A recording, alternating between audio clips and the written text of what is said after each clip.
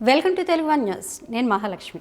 మనతో పాటు ఈరోజు టీటీడీపీ ఉపాధ్యక్షురాలు కాట్రగడ్డ ప్రసన్న గారు ఉన్నారు. ఏపీలో ఎలక్షన్స్ మరికొన్ని నెలల్లో జరగబోతున్నాయి, వాటిపై మాట్లాడదాం. నమస్తే మేడం. నమస్తే. ఎలా ఉన్నారు? బాగున్నానమ్మా. ఇక మీరు మొన్న ఒక ఇంటర్వ్యూలో చెప్పారు మీ తుది శ్వాస వరకు టీడీపీలోనే ఉంటానని. దీనిపై అసలు ఏంటి, ఎందుకు అట్లా? నేను పార్టీ మొదట్లో వచ్చింది రాజకీయాల్లోకి చాలా చిన్న వయసులో వచ్చానమ్మా. ఒకవైపున ఆల్ ఇండియా సర్వీసెస్ సెలెక్ట్ అయ్యి ఆ జంక్షన్లో ఇంకా వెళ్ళే టైం మధ్యలో ఈ పార్టీ జరిగింది. ఎన్టీఆర్ గారి మాట్లాడుతున్న తీరు నచ్చింది. అక్కడ నేను నిలబడి నాలాంటి యువత రావటానికి సిద్ధం అన్నా, మీరు పైకి వచ్చి మాట్లాడండి అన్నారు. నా చేతే మొట్టమొదటి స్పీచ్ కూడా ఇప్పించారు. అలా రాజకీయాలు మధ్యలో ఇక్కడ ఉన్నటువంటి లోకల్ పాలిటిక్స్లో ఆ రోజు శ్రీనివాస్ యాదవ్ గారితో విభేదించి నేను పార్టీ ఒకసారి మారి వెళ్ళటం కూడా జరిగిందమ్మా. కానీ ఇప్పుడున్న జంక్షన్లో ఎప్పుడైతే పార్టీ క్లిష్ట సమయంలో ఉంటుందో ఆ సమయంలో నాయకుడు వెన్నంటి ఉండవలసిన అవసరం ఉంది. ఆ రోజు నాతో విభేదించిన వాళ్ళంతా కూడా ఇప్పుడు ఈ పార్టీలో లేరు. అందువల్ల నేను ఉన్నంతకాలం ఇక్కడే ఉండాలి అనేటువంటి unless until the God sometimes man proposes God disposes సిద్ధాంతపరమైనటువంటి విభేదాలు వస్తే తప్పితే నేను ఎప్పుడు కూడా ఎక్కడ ఉన్నా చంద్రబాబు నాయుడు గారికి లాయల్, ఎన్టీఆర్ గారిని అభిమానించాను. కానీ ఒక రకంగా ఒక విద్యార్థిగా, తర్వాత ఎన్జీ రంగా సిద్ధాంతాలతో ప్రభావితమైనటువంటి వ్యక్తులుగా మేమిద్దరం కలిసి రీసెర్చ్ వర్క్ ఆయన నాకు నేను చేయటం జరిగింది ఎన్జీ రంగా మీద. అప్పటి నుంచి చంద్రబాబు నాయుడు గారు అంటే అభిమానం. ఆ అభిమానం ఎంతగా మారింది అంటే నేను ఎక్కడ ఉన్నా ఆయన విమర్శించడం జరగకపోయినందువల్ల నన్ను కాంగ్రెస్లో కూడా నేను స్పోక్స్ పర్సన్గా ఉన్నప్పుడు కూడా మీరు ఎప్పుడు కూడా తెలుగుదేశాన్ని చంద్రబాబుని తిట్టరేంటని కూడా అనిపించుకున్నాను. అందువల్ల చంద్రబాబు నాయుడు గారు ముఖ్యమంత్రి అయ్యే వరకు నేను ఎక్కడికి వెళ్ళను, ఏ పార్టీలో ఎప్పటికీ ఆయనతోనే కొనసాగుతాను. అలాగే మీరు ఎన్టీఆర్ గారిని చూశారు, ఇటు చంద్రబాబు గారిని చూశారు. వీరిద్దరి మధ్య వ్యత్యాసాలు ఏమైనా ఉన్నాయంటారు? ఎన్టీఆర్ గారు ఆయన కొంచెం ఉద్రేకమైనటువంటి స్వభావం ఉంటుంది. నిర్ణయాలని అనుకున్న వెంటనే అమలు చేస్తారు. చంద్రబాబు నాయుడు గారు ఆలోచిస్తారు, ఆచితూచి అడుగు వేస్తారు. ఒకరి స్వభావం చాలా ఉద్రేకం, ఒకరి స్వభావం సంయమనం. కానీ గమ్యాలు ఒకటే, లక్ష్యాలు ఒకటే, నిర్దేశించుకునేటువంటి ప్రాతిపదికలు ఒకటే. ఎవరినైనా నేను లెక్క చేయను, నా ఆలోచన కరెక్ట్ అన్న విధానంలో ఎన్టీఆర్ గారు కొనసాగేవారు. చంద్రబాబు నాయుడు గారు ఎప్పుడు ద కౌన్సిల్ ఆఫ్ ద పీపుల్ని పెట్టుకుంటారు. ఎన్టీఆర్ గారు ఒక తెల్లని పేపర్ లాంటి వారు. ఆయన నిద్రపోయే ముందు ఏ ఆలోచన లేకుండా నిద్రపోయి తను నమ్మిన సిద్ధాంతం తనకు తానుగా ఆచరిస్తూ వస్తారు. ఇక్కడ ప్రజాస్వామ్య పద్ధతిలో కలెక్టివ్నెస్ అంటూ విరిపోతారు. ఎవరికి వారు గొప్పవారమ్మా, ఎవరి సిద్ధాంతాల్లో ఎవరికి వారు సాటైనటువంటి వ్యక్తులే. ఒకరి పార్టీని ఆ రోజు ఉన్నటువంటి ఇందిరాగాంధీ గారి యొక్క ప్రపంచనాన్ని కూడా ఎదిరించి ఒక రాజకీయంలో కొత్త వరవడిని సృష్టించి 9 నెలల కాలంలోనే ముఖ్యమంత్రి స్థాయికి వచ్చిన వ్యక్తి ఒకరు. మరొకరు చాలా పేద కుటుంబంలోనే పుట్టి తనకు తానుగా చదువుతూ ఒక లక్ష్యాన్ని ఏర్పరచుకొని శ్రమతో నేనేదైనా సాధించగలిగి ఈ రాష్ట్రానికి ఒక దిశానిర్దేశం చేస్తానని చెప్పి అంతర్జాతీయ ఖ్యాతి తెచ్చుకుంది ఇంకొకరు. ఒకరు నట సార్వభౌమ, ఒకరు సాంస్కృతిక వారధి, ఒకరు చలనచిత్ర రంగంలో రారాజు, తాడిత పీడిత పేద ప్రజల కోసం 2 రూపాయల కిలో బియ్యాన్ని ఇచ్చిన ఆరాధ్య దైవం, జనతా వస్త్రాలు కానివ్వండివి. ఒకరు సాంకేతిక పరిజ్ఞానాన్ని ముందుకు తీసుకొని అంతర్జాతీయ అవనికి మీద భారతదేశాన్ని, ఆంధ్రప్రదేశ్ని ప్రతిష్ఠించినటువంటి వ్యక్తి. ఒకరు ఆత్మవిశ్వాసాన్ని, ఆత్మాభిమానాన్ని చెప్తే ఇంకొకరు ఆత్మ ప్రబోధంతో పాటుగా సాధికారత కావాలి, ఆత్మవిశ్వాసం ఉండాలి, ఆర్థిక వనరుల్ని సంపదని సృష్టించుకోవాలంటూ చెప్పిన వ్యక్తి ఒకరు. ఒకరు సిద్ధాంతం అయితే ఒకరు దాన్ని అమలు చేసినటువంటి ప్రవర్తనకి ప్రవక్తలు.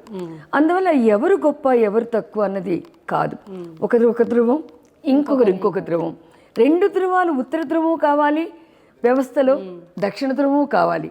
ఉత్తర దక్షిణ ధృవాలు ఎప్పుడు కూడా ఎదురెదుతాయి అనుకోవద్దు.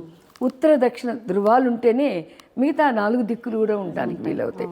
అలాంటి వరవడిలో, అలాంటి సిద్ధాంతంలో నిజంగా చెప్పాలంటే ఈ పార్టీలో చాలామంది కన్నా నేను అదృష్టవంతురాలు. అటు ఎన్టీఆర్ గారు, ఇటువైపు చంద్రబాబు, మళ్ళా లోకేష్ బాబుతో ముగ్గురితో కూడా రాజకీయ ఏకీకరణలో ఆ రోజు పొలిట్ బ్యూరో మెంబర్గా ఎన్టీఆర్ దగ్గర ఉన్నా. ఆ రోజును కూడా మహిళా అధ్యక్షురాలుగా పనిచేశా. ఎమ్మెల్యేగా, వితౌట్ పోర్ట్ఫోలియో మినిస్టర్గా అనేక శాఖలకి నేను కార్పొరేషన్ చైర్మన్గా చేశాను. ఇటు చంద్రబాబు నాయుడు గారు నాకు టికెట్ ఇచ్చారు, ఎన్టీఆర్ నాకు టికెట్ ఇచ్చారు. అలాగే లోకేష్ అండర్లో యువగలంలో కూడా పాలు పంచుకోవడం జరిగింది. కాబట్టి నాకున్నంత ఇక్కడ తెలుగుదేశం అనుభవం ఇంకొకరికి ఉంటుందని నేను అనుకోవటల్లా.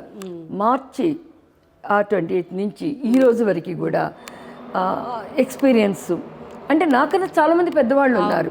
నేను చిన్న వయసులో వచ్చేటప్పటికి ఈరోజు 66 ఏళ్ల వయసుకు వచ్చేటికి 42 ఏళ్ళ ఎక్స్పీరియన్స్ని నేను కొనసాగిస్తున్నాను.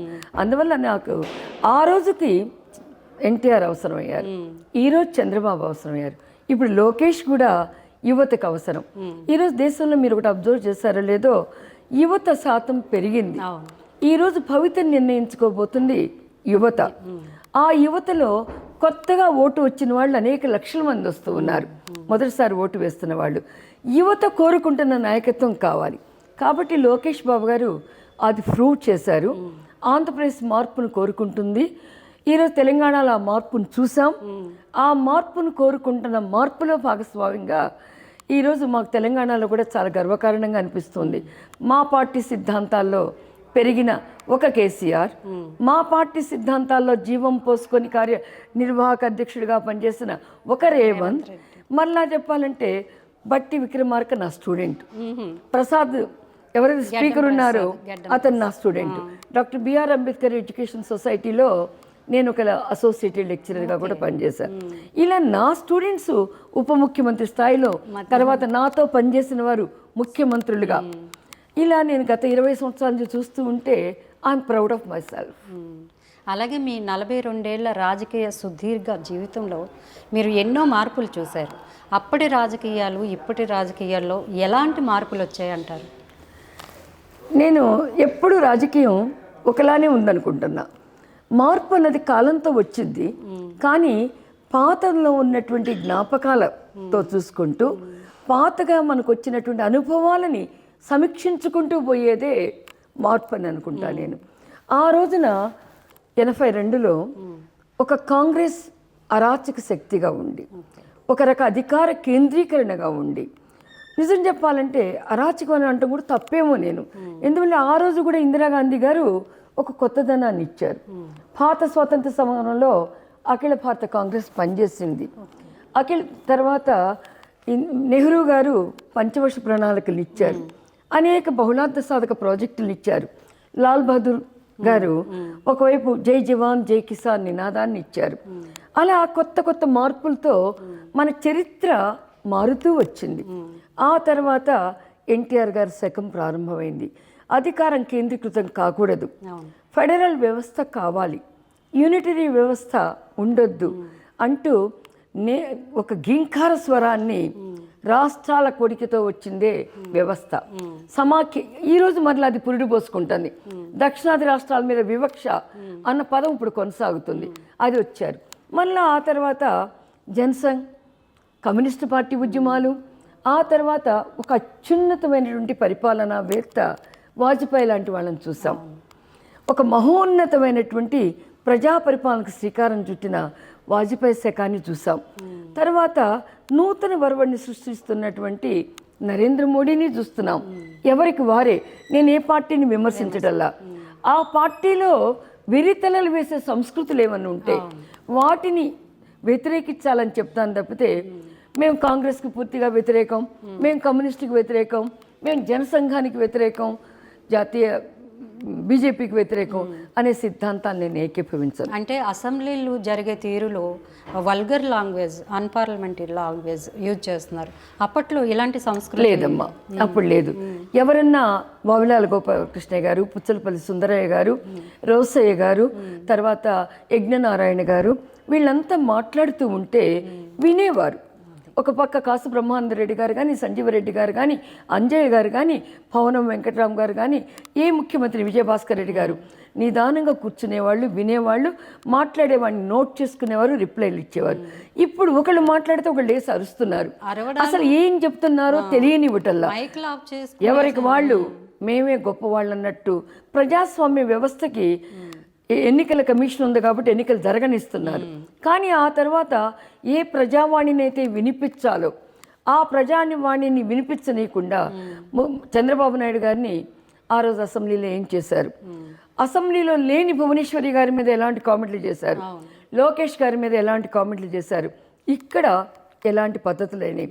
అలాగే తమిళనాడులో జయలలిత మీద ఎలా జరిగింది, అలాగే ఒక మమతా బెనర్జీ మీద ఎలాంటి సంఘటనలు జరుగుతున్నాయి, ఒక మాయావతి మీద ఎలా, ఒకప్పుడు నందిని సతపతి ఇలాంటి వాళ్ళ మీద కూడా మనం ఒక అత్యున్నతమైన మహిళా నాయకులను కూడా చూసినప్పుడు మహిళా నాయకులు ముఖ్యమంత్రులు అయితే దగ్గర ఈ మగ మహారాజులు ఎలా ప్రవర్తించారో ఆ వ్యవస్థల్ని చూసాం. రౌడీజం కేంద్రీకృతమైనప్పుడు నోరు మూయించుకుంటూ మేము ఒక రకమైనటువంటి చెలాయిస్తాం అన్నటువంటి ఆధిపత్య ధోరణిలో అసెంబ్లీని చూస్తున్నాం, పార్లమెంట్ వ్యవస్థను చూస్తున్నాం. గత పార్లమెంట్లో నిన్న చూస్తున్నటువంటి సస్పెన్షన్ల పర్వాన్ని చూస్తుంటే మోడీ గారిని మెచ్చుకుంటాం కొన్నిటిలో, కానీ నిరంకుశ నియంతృత్వ విధానాలు కొనసాగితే అది ఎవరైనా కూడా వెర్రితలలు వేయొద్దు. రావణాసురుడు లాంటి వాళ్ళే 10 తలలు ఉన్నప్పుడు ఏం జరిగింది? అలాగే వ్యవస్థ ఎప్పుడు కూడా మార్పును కోరుకుంటుంది, కొత్తదనాన్ని కోరుకుంటుంది, వ్యవస్థలో వచ్చేటువంటి నవశకాన్ని కోరుకుంటుంది, ఒక పునర్నిర్మాణాన్ని కోరుకుంటుంది, ఒక పునర్ఉజ్జీవాన్ని కోరుకుంటుంది, ఒక వైభవాన్ని కోరుకుంటుంది. అవి పూర్వ వైభవంతో కూడుకొని ఉండాలి, పరంపరతో కూడుకొని ఉండాలి. అలాగే ఏపీలో కొన్ని పరిస్థితులు చూస్తే చాలా భయం వేస్తుంది. మహిళలపై దాడులు, యువతుల కిడ్నాప్లు, వీటిపై ఏమంటారు మీరు? అసలు గణాంక వివరాల ప్రకారం మనం చూసాం, అటు ఆంధ్రప్రదేశ్, తెలంగాణలో అనేక వేల మంది, 17,000 18,000 మంది మహిళలు ఇంతవరకు ఆచూకీ దొరకటం లేదంట. ఇక్కడైతే 1,20,000 మంది కూడా ఆచూకీ దొరకటం లేదని మనకి రిపోర్ట్స్ అన్ని కూడా గణాంక వివరాలు అందిస్తున్నాయి. అసలు ఆంధ్రప్రదేశ్లో స్వేచ్ఛ ఉందా? మాట్లాడే హక్కు ఉందా? ఎవరైనా నిలదీసేటువంటి ప్రశ్న ఉందా? ప్రశ్నించే హక్కు లేదు, మాట్లాడే స్వాతంత్రం లేదు, దేనికైనా ఎదురిడ్డి పోరాడే ప్రజాస్వామ్య స్ఫూర్తి కూడా లేదు. అసలు ఏపీలో ప్రజాస్వామ్యం ఉందా? రాజకీయ వ్యవస్థ ఉందా? లేకపోతే ఒక స్వేచ్ఛ సమానత్వంతో కూడుకున్న సమాజం ఉందా? సౌభ్రాతృత్వంతో కూడుకున్న లౌకిక విధానం ఉందా? అక్కడ ఆయన చెప్పేది హిందూ మతం మీద దాడులు చేస్తాడు, ముస్లింల మీద దాడులు చేస్తాడు, ఒక క్రైస్తవ మతానికి మాత్రమే పునర్జీవాన్ని ఇస్తాడు. క్రైస్తవ మతం చెప్పింది ఏంటి? పొరుగు వాడిని ప్రేమించమని చెప్పింది, పక్కనున్న వాడిని గౌరవించమంది, శాంతి ఉండమంది, సౌహార్దత ఉండమంది. అలాంటి వాటికి తన క్రైస్తవుని చెప్పుకుంటూనే తిలోదకాలు ఇచ్చినటువంటి Jagan is a factionist, is a extremist నా దృష్టిలో. ఈజ్ ఇంకా చెప్పాలంటే ఈజ్ ఒక రకమైనటువంటి పొలిటికల్ టెర్రరిస్ట్ అంట నేను. టెర్రరిజం అంటే మాదక ద్రవ్యాలే కాదు, లేకపోతే మత పేరుతో జరిగేయే కాదు. ఆయన రాజకీయ సిద్ధాంతాల్ని ఒక మాట అన్నాడు, ఆ మాట ఎందుకు వాడాల్సి వచ్చాను నేను. ఒకవేళ రాజ్యాంగ నిపుణులను ఆక్షేపించవచ్చు. ఎందుకు వాడాల్సి వచ్చిందంటే 150 మంది పైగా ప్రజాప్రతినిధులు బలం ఉన్నటువంటి నేను శాసనసభతో నాకేం సంబంధం, న్యాయ వ్యవస్థతో నాకేం సంబంధం, కార్యనిర్వాహకతో ఏం సంబంధం, నేను చెప్పిందే వేదం అన్నాడు. It's not called is a political terrorism, it's a political terrorism. అంటే ప్రజలు నిన్ను ఎన్నుకున్నంత మాత్రాన ఎంతతో ఎన్నుకున్నారు? 3%, 4% ఓటు తేడాతో ఎన్నుకున్నారు, కానీ పరిపూర్ణంగా నిన్ను ఎన్నుకోలే. ఇది డెమోక్రసీ, ఇది ఎక్కడ మొనార్కీ కాదు. ఇంకో వైపున రాజ్యాధికారం వారసత్వంగా వచ్చేటువంటి వ్యవస్థ కాదు ఇది. లేకపోతే ఒక రాజరిక వ్యవస్థ అంత కాదు, నువ్వు ఒక మొనార్కు కాదు, నీ భార్య ఒక యువరాణి కాదు, మహారాణి కాదు, నీ కూతుళ్ళు యువరాణులు కాదు. ఇది సామాన్యుడి కోసం రాజ్యాంగ వ్యవస్థను డాక్టర్ బిఆర్ అంబేద్కర్ రచించాడు. ఆ వ్యవస్థని నీ ఇష్టం వచ్చినట్టు. ఇక ఉచితాల జోలికి కూడా వెళ్దామమ్మా. ఉచితాల్లో ఎంతవరకు వెళ్ళాలి? ఎప్పుడు కూడా మన బడ్జెట్ ఎంత, ఆ బడ్జెట్లో కొంత శాతం మాత్రం కొంతమంది ప్రజలకి న్యాయం జరగదు, వాళ్ళకి ప్రభుత్వం అండగా నిలబడాలి, సబ్సిడీలను ఇవ్వాలి, ఉచితాలను ఇవ్వాలి, సోషల్ వెల్ఫేర్ యాక్టివిటీస్ని ఇవ్వాలి. అంత మాత్రం దోసిపెట్టమని ఎక్కడా లేదు. ఒక రకంగా ఆరోగ్యశ్రీని తీసుకుందాం. ఆరోగ్యశ్రీని 25 లక్షలు 35 లక్షలు పంచుకుంటూ పోతూ నువ్వు నీ ఇష్టం వచ్చిన వాళ్ళకి ఇచ్చుకుంటూ సామాన్యుడికి అందకుండా చేస్తే రేపొద్దున ఈ ప్రజల మీద పడేటువంటి లోటుకి ఎవరు బాధ్యులు, ప్రజల మీద పడేటటువంటి అప్పులకి ఎవరు బాధ్యులు, ప్రతి వ్యక్తి తల మీద ఉన్న 2 లక్షల రూపాయలు 5 లక్షల రూపాయలు అది 10 లక్షలుగా మారిద్దో వాటికి బాధ్యులు ఎవరు, అది తీర్చేటువంటి వ్యవస్థలు ఎవరు? ఒకవైపున ఒక చేత్తో నువ్వు వడ్డిస్తూ రెండో వైపున అప్పుల వారసత్వంలోకి వ్యవస్థలో పంపిస్తుంటే నీ మీద కంట్రోల్ కావాలి. నీ మీద ఇంకోటి కూడా అమ్మా, నేను ఎవరికి లేని ఇందాక ఎలాంటి నాకు అవకాశం వచ్చిందో రాజకీయంలో, అంతేకాదు 2 రాష్ట్రాల మధ్య వారధ లాంటి దాన్ని నేను పుట్టుకతో ఆంధ్ర ప్రాంతం దాన్ని, నేను వచ్చిన ప్రాంతం సెటిల్ అయినది తెలంగాణ, నేను ఇష్టపడేది తెలంగాణ. కానీ నా మూలాలు ఉన్నది, నా యొక్క రాజకీయంగా నా విద్య నేను చదువుకున్నది. ఆ తర్వాత నేను ఒక ఉద్యమాల్లో ఉక్కు ఉద్యమం దగ్గర నుంచి ఎన్నిట్లో పార్టిసిపేట్ చేసిన ఆంధ్రాలో నా వాళ్ళకి కష్టం కలుగుతూ ఉంటే, తర్వాత మా అందరి ఇళ్లలో ఎలా ఉంటుందంటే కూతుళ్ళని అటువైపు ఇచ్చుకున్నాం, కోడళ్ళని తెచ్చుకున్నాం, మేము అటువైపు పెళ్ళిళ్ళు చేసుకున్నాం. నా భర్త కూడా ఆంధ్రావాడు, నేను తెలంగాణలో, నా కూతురు తెలంగాణలో స్థిరపడ్డది. కానీ ప్రతి వారసత్వం ప్రతి మూలం అక్కడ ఉన్నప్పుడు మా వాళ్ళకి కొంచెం కష్టం కలుగుతున్నా, మా వాళ్ళ భావాలు దెబ్బతింటున్నా. అక్కడికి వెళ్తే నిజంగా నేను చూశాను, ఇక్కడ ఎంతో స్వేచ్ఛగా మాట్లాడతాం, ఇక్కడ ఏదంటే అది నిలదీసి ప్రశ్నించగలుగుతాం. ఆంధ్రాకి వెళ్ళినప్పుడు నేను కొంతమందిని అడుగుతా, ఎందుకు మీరు ఇది ప్రశ్నించటం లేదంటే, అమ్మో ప్రశ్నిస్తే కేసులు, బయటకు వస్తే కేసులు, మేము ఏదైనా మాట్లాడామంటే ఆ పెట్టిన సెక్షన్లతో బయటికి రాలేకపోతున్నాం, మా ఇంటి మీద రౌడీలు వస్తారు, గూండాలు వస్తారు, దీన్ని తట్టుకునే శక్తి మాకు లేదని నా కజిన్స్ చెప్తున్నప్పుడు ఎలుగెత్తి చాటాలనిపిస్తుంది, ప్రశ్నించాలనిపిస్తుంది.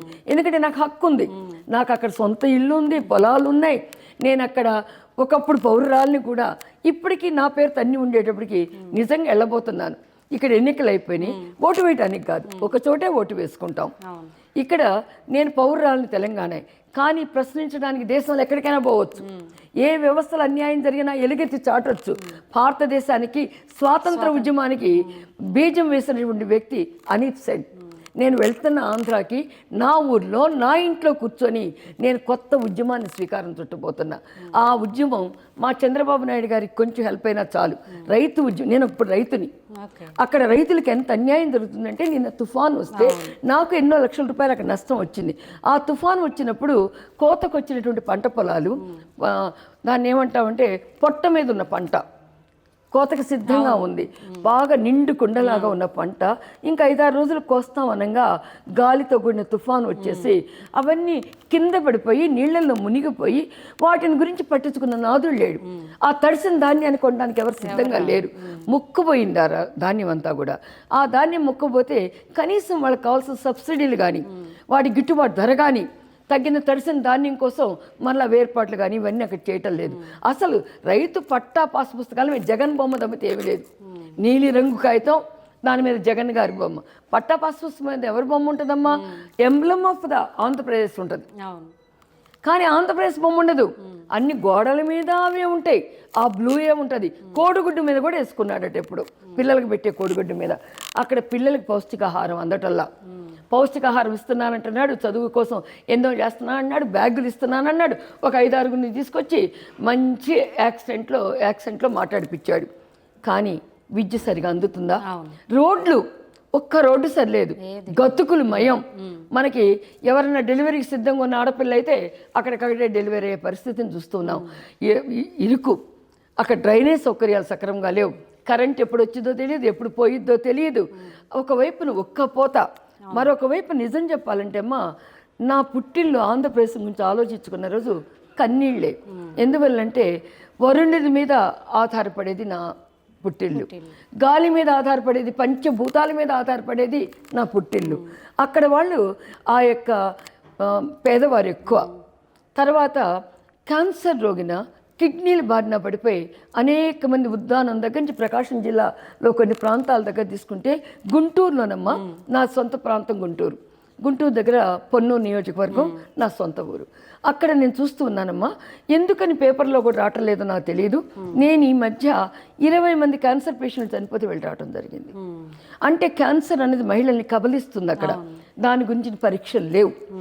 ఆ తర్వాత ఇక్కడ నిజం చెప్పాలంటే తెలంగాణలో మేము చాలా ఆనందంగా ఉన్నాం. తెలంగాణలో ప్రజాస్వామ్యం వికసించింది. ఏదో కేసీఆర్ గారు కూడా బాగా చేశారు, కానీ కొంత అధికార కేంద్రీకృతం అయింది అన్నప్పుడు మార్పు కోరారు ప్రజలు. నువ్వు నీ కొడుకు నువ్వు అంటే ఎంతసేపు సహిస్తాం, ప్రజాస్వామ్యం కావాలన్నారు, ప్రజావాణి కావాలన్నారు. కానీ ఎప్పుడు తెలంగాణ అభివృద్ధి చెందుతూనే వచ్చింది. కరెంటు కోతలను చుట్టల్లా, విద్యపరంగా ఇబ్బందులను చుట్టల్లా. ఇక్కడ రోడ్లను చూసుకుంటే కేసీఆర్ గారు అన్నమాట, మా రేవంత్ గారు అన్నమాట 100% కరెక్ట్. బాగా అందమైన రోడ్లుంటే అది తెలంగాణ, అతుకులమయంగా ఉంటే అది ఏపీ. నేను మన కర్ణాటక వెళ్ళొచ్చానమ్మా. కృష్ణా అన్న ఊరితో కర్ణాటక మనకు స్టార్ట్ అయింది. అది కృష్ణా దాటంగానే అది కూడా గతుకులమయమే. అక్కడ కూడా అలాంటి పరిస్థితి చూస్తున్నా. నిజంగా నా తెలంగాణ కోటి రత్నాల వీణే కాదు, నా తెలంగాణ ప్రజాస్వామ్యం వికసించినటువంటి నేలగా మారింది. మరి ఒకప్పుడు స్వేచ్ఛ కోసం, సమానత్వం కోసం, స్వాతంత్రం కోసం, అనేక సిద్ధాంతాల కోసం పోరాడిన నా ఆంధ్రప్రదేశ్ ఈ రోజున అప్రజాస్వామ్యంగా, నిరంకుశత్వంగా, నియంతృత్వంగా, నాదుడు లేకుండా కేవలం ఫ్యాక్షనిజంతో, ఉగ్రవాద తత్వంతో, రాజకీయ కబంధ హస్తాల్లో నలిగిపోతున్నప్పుడు ఆ దాస విముక్తి చేయడం కోసం అన్ని ప్రాంతాల నుంచి ప్రజలు వెళ్ళాలి. 10 మంది వెళ్తాం, ఒకరిని ఆపుతారు, ఇద్దరిని ఆపుతారు, 10 మందిని ఆపుతారు, 100 మందిని ఆపలేరు, 1000 మందిని ఆపలేరు. ఒక ప్రజా పోరాటం ఎన్నికల్లో అక్కడికి వచ్చింది. మాలాంటి వాళ్ళని ఏం చేస్తారో జగన్ మేము చూస్తాం. ఎందుకంటే ఒక బొత్స సత్యనారాయణ గారు, ఒక రోజా, లేకపోతే ఒక పేర్ని నాయుడు, ఒక అంబటి రాంబాబు, వీళ్ళంతా నాతో పనిచేసిన వాళ్ళే. వాళ్ళు మాట్లాడినంత మాత్రాన మాకేం కుంగిపోవు. కనీసం మా ఉన్న ఎంట్రికలకు కూడా వేం చేయలేవు. వాళ్ళ మాటలతో ఏదో మేము హింసిస్తున్నాం, మానసికంగా వీళ్ళ బాధ పెడుతున్నాం, హేళన చేస్తున్నాం, హ్యూమిలేట్ చేస్తున్నాం, వీళ్ళను ఐక్యతను దెబ్బ కొడుతున్నాం అనుకుంటున్నారు. వాళ్ళని జనం ఈసడించుకుంటున్నారు, అసహించుకుంటున్నారు. ఆ మాటలు చూడగానే నాటకరాళ్ళంటూ మాట్లాడుతున్నారు. ప్రజల్లో చైతన్యం ఉంది, మార్పు కోసం గుమ్మరంగా కూర్చున్నారు. ఆ గుమ్మరంగా కూర్చున్నప్పుడు ఎలక్షనీర్ కోసం మాలాంటి వాళ్ళందరం తరలి వెళ్తాం. ఎవరిని జగన్ ఆపుతాడో చూస్తాం, ఎవరిని నిరంకుశత్వం పెడతాడో చూస్తాం. మేమంతా ఉక్కు సత్యాగ్రహంలో రైలు పట్టాల మీద పడుకునే వాళ్ళు. నిజంగా నాకు ఇప్పటికీ గుర్తమ్మా, నేను ప్రత్యేక ఆంధ్ర ఉద్యమంలో కూడా పాల్గొన్నా. చిన్నమ్మాయిగా 14 ఏళ్ల వయసులో నేను ఒక మండల ఆఫీస్ మీద పోయి జెండా కట్టొచ్చి అరెస్ట్ అయిన అమ్మాయిని నేను. అలాంటి స్ఫూర్తి ఉన్న అనేక మంది ఉన్నాం. మరలా మా జీవన చివరిలో ప్రజాస్వామ్యం కోసం ఆంధ్రప్రదేశ్లో పోరాడతాం. చంద్రబాబు నాయుడు గారు ముఖ్యమంత్రి అవడం కోసం చూస్తాం. చంద్రబాబు నాయుడు గారు ముఖ్యమంత్రే కాదు, ప్రజలకు స్వేచ్ఛ, ప్రజలకు సమానత్వం, భావ స్వాతంత్రం. ఎందువల్లంటే ఆంధ్రప్రదేశ్లో ఉన్నటువంటి ప్రజలు, నేను ఈరోజు నిజంగా చెప్తున్నానమ్మా, ఈ యొక్క సంక్రాంతి అయిన తర్వాత మేమందరం అక్కడే తిష్ట వేసుకోదలుచుకున్నాం. మాకేం చంద్రబాబు నాయుడు గారు ఆదేశాలు ఇవ్వాల, పార్టీ మాకు ఆదేశాలు ఇవ్వాల. మాకు హక్కు ఉంది. చంద్రబాబు నాయుడు గారు వద్దన్నా వెళ్తాం, ఎందుకంటే నాకు హక్కు ఉంది. నా ప్రాంతంలో నా ఇంట్లో కూర్చొని, నా ఇంట్లోంచి నన్ను ఎల్లగొట్టలేడు కదా జగన్. నా ఇల్లు 70, 80 ఏళ్ళు, 100 ఏళ్ళ నాడు కట్టుకునే ఇల్లు. ఆ ఇంటి నుంచి ఆయన ఎల్లగొట్టేది లేదు. అక్కడ కూర్చొని ఏ దేశ స్వాతంత్రం కోసం అయితే అల్లూరు సీతారామరాజు లాంటి వాళ్ళు, ఆ రోజు దుగ్గిరాల గోపాలకృష్ణ ఇలాంటి వాళ్ళు, మహాత్మా గాంధీ వస్తే ఆ రోజున అక్కడ ఉన్నటువంటి ఆడవాళ్ళంతా కూడా రైల్వే స్టేషన్లో ఆయన కలుసుకొని వాళ్ళంతా కూడా వాళ్ళ చేతులుకున్న గాజులు కూడా ఇచ్చినటువంటి వ్యక్తులు అక్కడ ఉన్నారు. ఆ రోజున దేశ స్వాతంత్రం కోసం ప్రతి ఇంట్లో కూడా రాట్నాన్ని వణికిన వాళ్ళు ఉన్నారు. నా చిన్నప్పుడు నేను చూసేదాన్ని, మా ఇంట్లో కూడా అక్కడ రాట్నం ఉడుకుతూ ఉండేవాళ్ళు. నేను ఎన్జీ రంగాకి చాలా సమీప బంధువుని.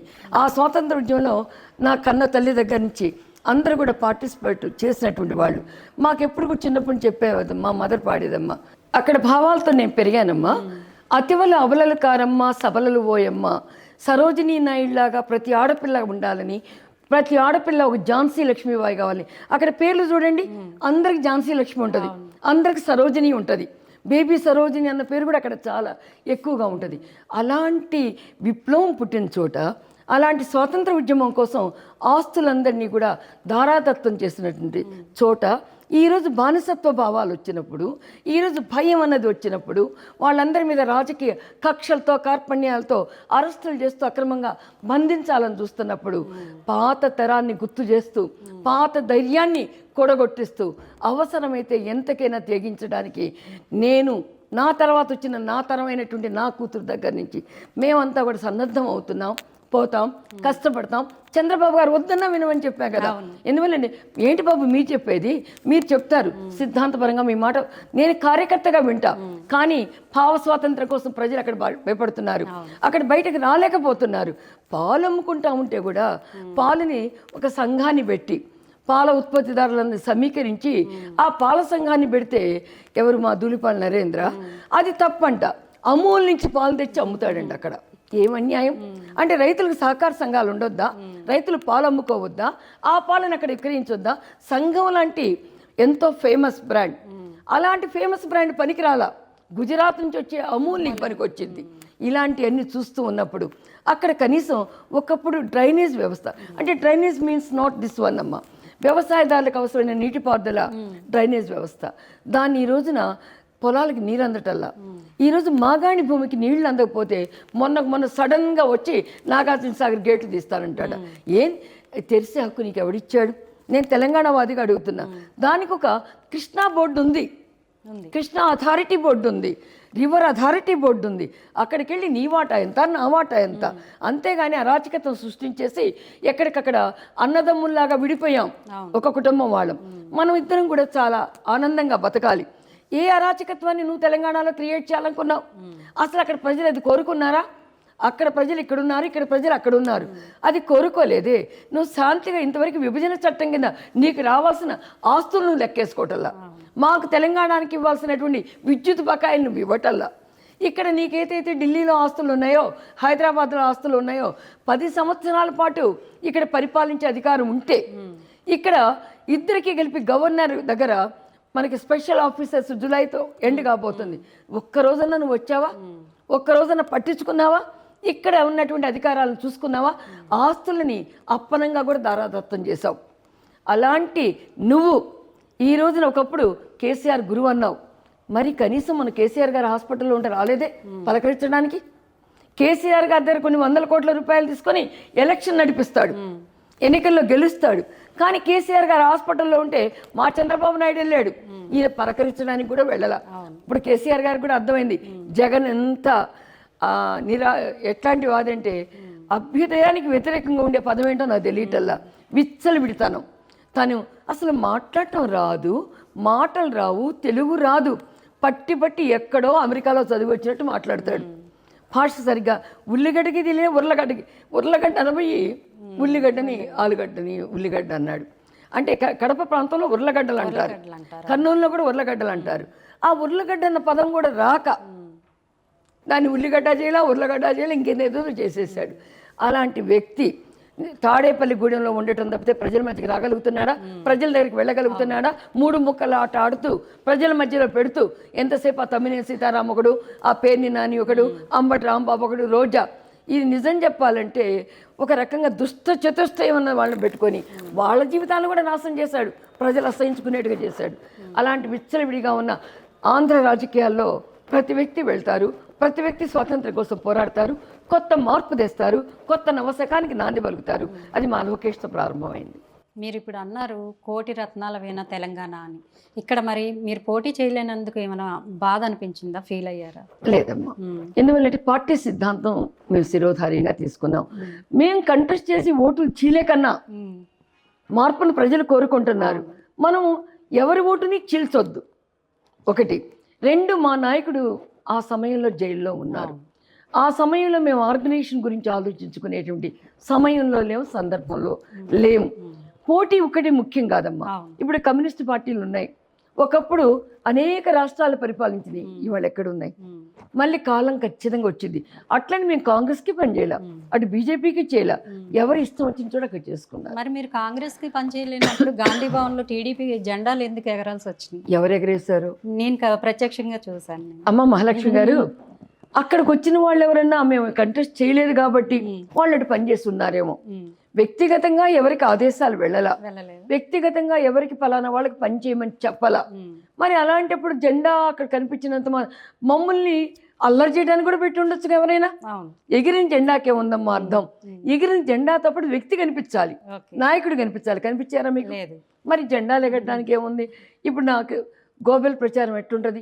ఒకప్పుడు రెండో ప్రపంచ యుద్ధంలో గెలవటం కోసం ఆ రోజు నాజీ హిట్లర్ గారు గోబెల్ ప్రచారం కింద కొన్ని జెండాలను కూడా ఊరికి వేసాడంట.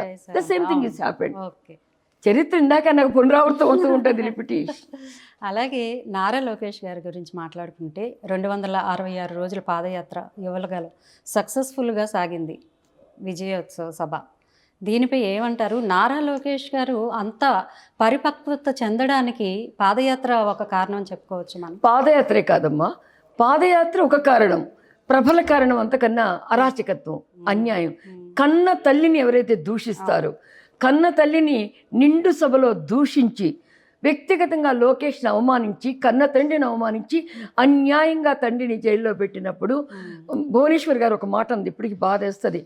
మేము నలుగురం ఒక పుట్టకొకళ్ళం అయిపోయామన్నారు. అలాంటి దయనీయమైన పరిస్థితిని మా పార్టీకి కల్పించినప్పుడు అతను బాలచంద్రుడు ఎందుకు ముందుకు వచ్చాడు, అలాగే అభిమన్యుడు పద్మవ్యూహంలో ఎలా వస్తాడు, ఇవన్నీ చరిత్రలో మనకు అనుభవ సారాలు. ఒక కష్టం వచ్చినప్పుడు, ఒక సముద్రం ఉప్పొంగినప్పుడు, ఒక దావానలం వచ్చినప్పుడు మనిషి తనకు తానుగా రాటు తేలుతాడు. అలా రాటు తేలినట్టు వజ్రం ఎక్కడి నుంచి వచ్చిందమ్మా? ఒక నదీ ప్రవాహంలో ఒక బొగ్గు పోతూ పోతూ పోతూ ఆ వరవడిలో పోయి వజ్రంగా మారింది, కఠిన శిలా సదృశ్యంగా మారింది. అలాగే మా లోకేష్ బాబు కూడా ఈరోజు పరిస్థితుల్ని చూశాడు. మన మీటింగ్లో చెప్తూ ఉన్నాడు, చూసారా, కియా దగ్గరికి వెళ్తే ఒక స్త్రీ ఈ ఉద్యోగం మీరే ఇచ్చారందని, ఒక స్త్రీ తన ఆవేదన చెప్పిందని. ఈ రోజున కేవలం దేశం అంతా కూడా అలా ఉంది. దేశానికి కూడా నాయకత్వం కావాలమ్మా. ఈ రోజున ఒక జడ్జెస్గా పనిచేస్తున్న ఆడవాళ్ళు కూడా మా మీద వేధింపులకు గురవుతున్నామని చీఫ్ జస్టిస్కి లెటర్ రాసిన తర్వాత, మీరు ఒక జర్నలిస్ట్, నేను ఒక రాజకీయ నాయకురాలు, మనకి మీడియాతో సంబంధం లేకుండా ఒక మాట మనం ఆలోచించుకుందాం. ఇంకా ఎన్నాళ్ళు ఈ దాష్టికం మన మీద, ఇంకా ఎన్నాళ్ళు మన మీద ఈ యొక్క బలాత్కారాలు, ఈ అరాచకాలు. కీచక వదగా ద్రౌపదిని చూసాం.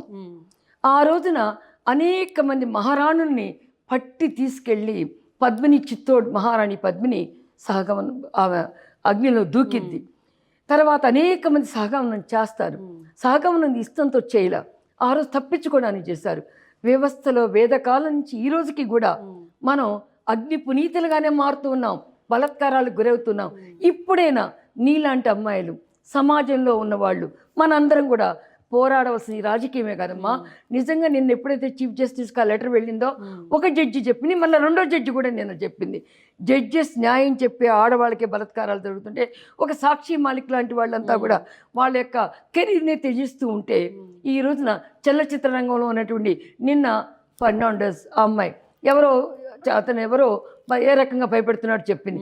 ప్రతి చోట ఒక డ్రగ్ అమ్మేవాడు కావచ్చు, లేకపోతే గుడంబ అమ్మేవాడు కావచ్చు, చలనచిత్రంలో డిక్టేట్ చేసేవాడు కావచ్చు, రాజకీయంలో డిక్టేట్ చేసేవాడు కావచ్చు, న్యాయ వ్యవస్థలో ఉండేవాడు కావచ్చు, ప్రతి చోట ఆడదాని మీద ఇదే అరాచకత్వం జరుగుతుంటే, అన్యాయాలు జరుగుతుంటే, ఆడవాళ్ళమందరం కూడా రాజకీయాలు కాదు, మనం ఈ రోజున రాజకీయాలతో పాటు మనని మనం ఉద్ధరించుకునే దానికి మనం ఓటు వేయాలంటే మాకెక్కడ రక్షణ వచ్చిందో. అందుకే గ్యారంటీలు బాగున్నాయి అనుకుంటున్నా. అటు కాంగ్రెస్ కానీ ఇటు మేము కానీ మహిళా గ్యారంటీలే రావాలి. ఇవాళ ఎంత హాయిగా మన వాళ్ళందరూ బస్సులు ఎక్కుతున్నారు. నేను అడుగుతున్నా మహాలక్ష్మి పథకంపై చంద్రబాబు నాయుడు గారు కూడా ప్రకటించారు కదా, దేశం అంతా కూడా. అసలు మొట్టమొదటి దీనికి ఆరాధ్యులు ఎవరో తెలుసమ్మా? మా ఎన్టీఆర్. ఆడవాళ్ళ పేత రేషన్ షాపులు ఇచ్చాడు, ఆడవాళ్ళ పేత పట్టాలు ఇచ్చారు, ఆడవాళ్ళ పేత అన్ని సంక్షేమ కార్యక్రమాలను ఇచ్చారు, ఆడవాళ్ళని మహారాణులుగా మార్చిన రోజు. ఇదొక్కటే చాలదు, రాజకీయ పునరు కావాలి. ఎప్పుడుకో ఇస్తారంట, అది కాదు. ఇప్పుడే మనకు 33% రాజకీయ చట్టసభల్లో కావాలి, పార్లమెంట్లో కావాలి. దాంతోపాటు రాజకీయ పార్టీలో ఉన్నటువంటి అన్ని విభాగాల్లో కూడా రావాలి. దానికి కూడా ఆద్యుడు ఎన్టీఆర్, రాజీవ్ గాంధీ గారు కూడా. ఇప్పుడు నరేంద్ర మోడీ గారు నారీ లోకానికి వందనం అన్నారు. కానీ ఆ వందనం తొందరగా తీసుకురాయా, పునర్విభజన వరకు ఎందుకు అని చెప్పి నాలాంటి వాళ్ళు అంటాం. నిజం చెప్పాలంటే నేను గతాన్ని గుర్తు చేసుకుంటే, నేను ఒక్కదాన్నే తెలంగాణలో మహిళగా ఎన్నికయ్యాను. ఆ రోజున అదే కాలం ఇప్పటికే కనిపిస్తుంది. మనం చూశాను తెలంగాణ ఎన్నికల్లో ఇప్పటి వరకు 70 ఏళ్ల 10 మంది ఆడవాళ్ళు ఎన్నికయ్యామంట. ఏం అన్యాయం ఇది! హైదరాబాద్ నగరం నుంచి అసలు ఆడవాళ్ళకి మనకి టికెట్లు ఎందుకు ఇవ్వరు? ఎంతసేపు మొగుడే పక్కన ఉండాలా, మామగారే పక్కన ఉండాలా, లేకపోతే ఇంకెవరో స్పాన్సర్ చేసేవాళ్ళే ఉండాలా, లేకపోతే భర్త చచ్చిపోయి ఉండాలా?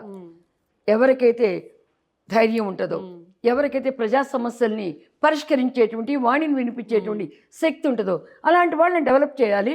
మనం ముందు ఆ ఫైటింగ్ స్టార్ట్ చేద్దాం. అలాగే ఇప్పుడు టీడీపీ జనసేనతో పొత్తు పెట్టుకుంటుంది. ఇది ఏ మేరకు ఫలిస్తుంది అనుకుంటున్నారు? నేను ఆ పాలసీ మ్యాటర్ మీద మాట్లాడినమ్మా. ఎందుకంటే అవర్ లీడర్ డిసైడెడ్ ఇట్.